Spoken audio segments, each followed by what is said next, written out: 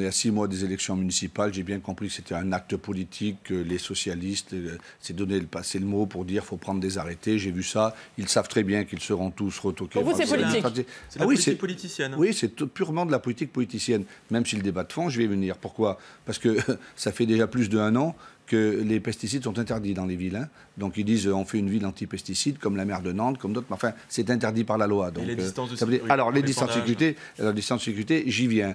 Il faut vraiment regarder les choses telles qu'elles sont. Aujourd'hui, il dit les chartes vont prendre plusieurs mois. Non, elles ont démarré depuis plusieurs mois. Deuxième chose erronée qu'il dit, il faut que les maires soient dans la concertation. Les maires sont dans la concertation. Elles ont déjà démarré depuis plusieurs mois. Donc il faut faire attention à tout cela parce que c'est typiquement ce qu'il va faire en sorte qu'on va opposer les uns par rapport aux autres. Moi, je vis dans une France qui ne veut pas être la France qui oppose les métropoles et la ruralité, l'urbain et le rural, l'agriculture et le citoyen, en gros, le bobo et celui qui rame et qui trime pour faire manger. À proximité des habitations, ça c'est pas un problème de bobo, ça concerne les gens qui vivent en zone rurale, justement.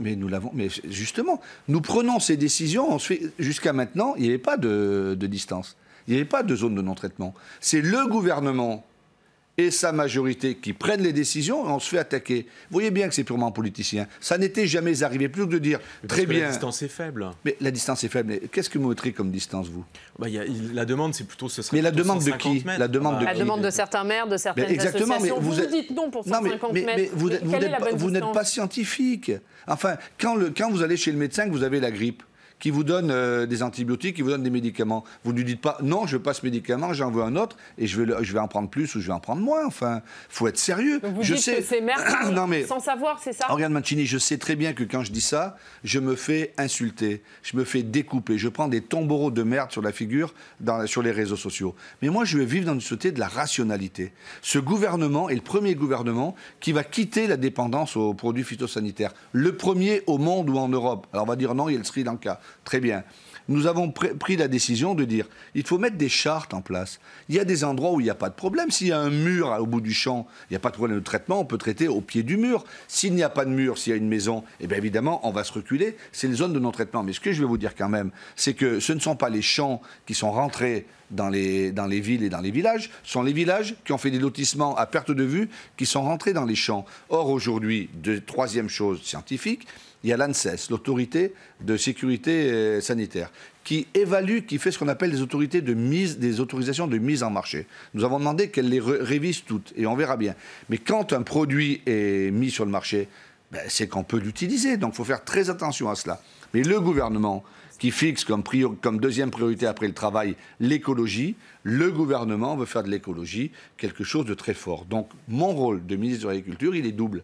Il est de soutenir l'agriculture et les agriculteurs, mais il est de protéger la santé de nos concitoyens et la santé des Français. C'est pour ça que nous allons regarder au cas par cas comment faire en sorte, et nous mettons des zones de non-traitement afin que le principe de précaution s'applique. Mais moi, je veux objectiver le principe de précaution. Donc voilà, après on peut dire le gouvernement ne fait rien. Le gouvernement n'a jamais fait autant. Les conversions en bio, il y en a eu 6 000 de plus cette année. 10% des agriculteurs aujourd'hui sont en bio. Nous allons aller à 15% de la surface agricole cultivée. Nous en sommes à la moitié, à 7,5%. Donc nous sommes dans notre feuille de route. Nous baissons l'utilisation des pesticides. Nous voulons sortir de la dépendance totale aux pesticides. Voilà. Alors après, on peut toujours nous dire, pour des confrontations politiques, ça ne va pas assez loin, etc. Mais moi, ce que j'aimerais qu'objectivement, on regarde les choses et qu'on dise 150 mètres, ça n'a pas de sens. Peut-être à certains endroits, il faut plus, mais à plein d'endroits, il faudra moins. Donc, au cas par cas. Non, appuyons-nous sur la science d'abord, sur le rapport de l'ANSES, qui nous dit 5 à 10 mètres. Après, regardons de quoi il s'agit pour le traitement. Il y a ce qu'il y a des bus antidérives où il n'y a pas de produits qui partent. J'ai vu, moi, des équipements agricoles qui... Bon, bref, ne rentrons pas là-dedans. La science dit 5 et 10 mètres. Nous lançons la consultation. Les Français ont 3 semaines maintenant, ils ont plus que 2 semaines pour s'exprimer. Et à la fin de la consultation, nous regarderons.